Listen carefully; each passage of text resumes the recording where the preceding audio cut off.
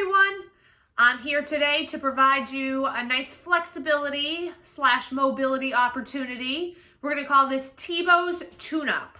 So this will be the first part, and we're going to focus on the lower body. So all you need for this is just a foam roller.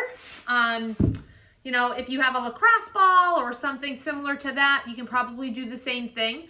But the goal for today is to stretch and mobilize and break up some of the tissues in your body. You know, I know a lot of us have been kind of sitting at a computer for days on end now and hour after hour, and it's really good to take frequent breaks to stretch and make sure we're providing our bodies breaks and, you know, keeping up with that flexibility. So to start off, what we will do is kind of get into a seated position on the foam roller.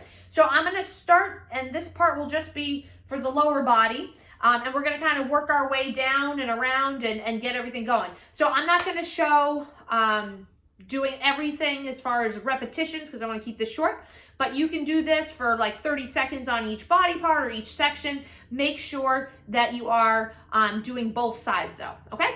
So we're going to start off, and we're going to start to foam roll our glutes. Okay, so we're going to cross one leg over, and I'm going to just have one hand down for support, and I'm going to just roll.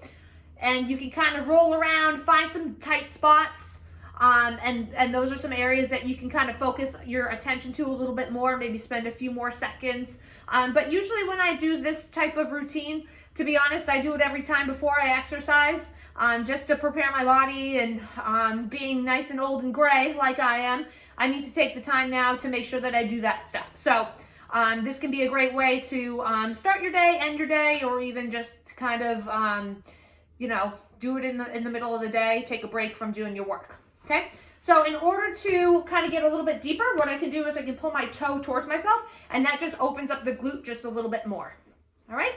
So I'll roll that way, and then I would hit the other side, so same thing, just cross that toe over, and just roll that glute out. So once you're done with that, we're going to move towards the IT band. Now for some of you, this is going to be really painful, and don't worry about it. It's okay. There's some modifications that you can do, and maybe you only are able to do a couple passes each time, but trust me, the more you do it, the easier it gets. All right. So sometimes we need to just kind of dig in there a little bit so we get that release. All right. So the way that we're going to do this is we're going to just lay on our side.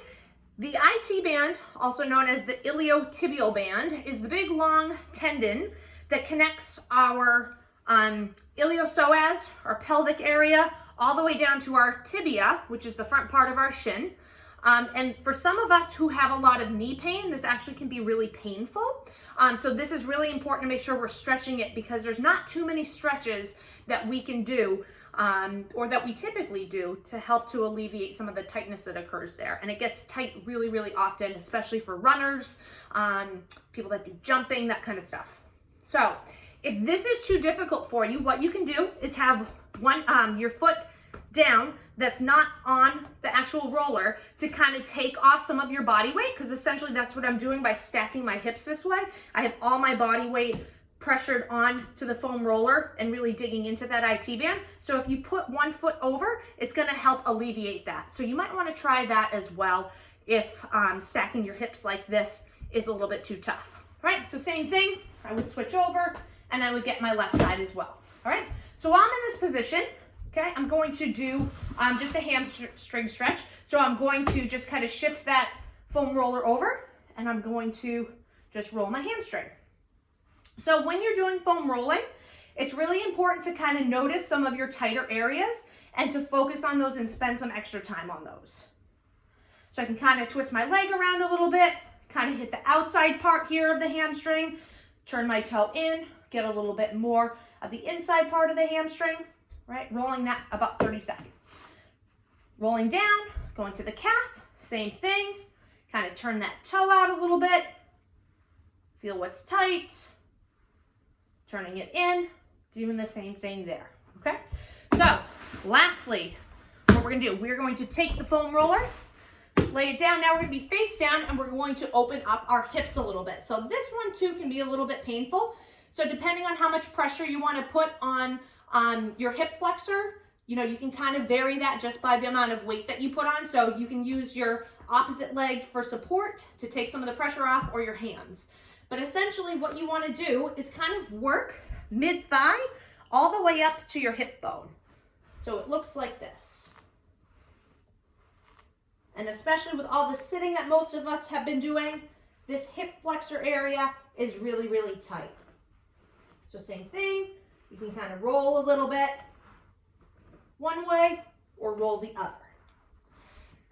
So I would focus on about 30 seconds each side. Tighter areas, spend a little bit more time on. And this is a great way to kind of vary up your flexibility and really dig into those muscles a little bit without having to get a massage.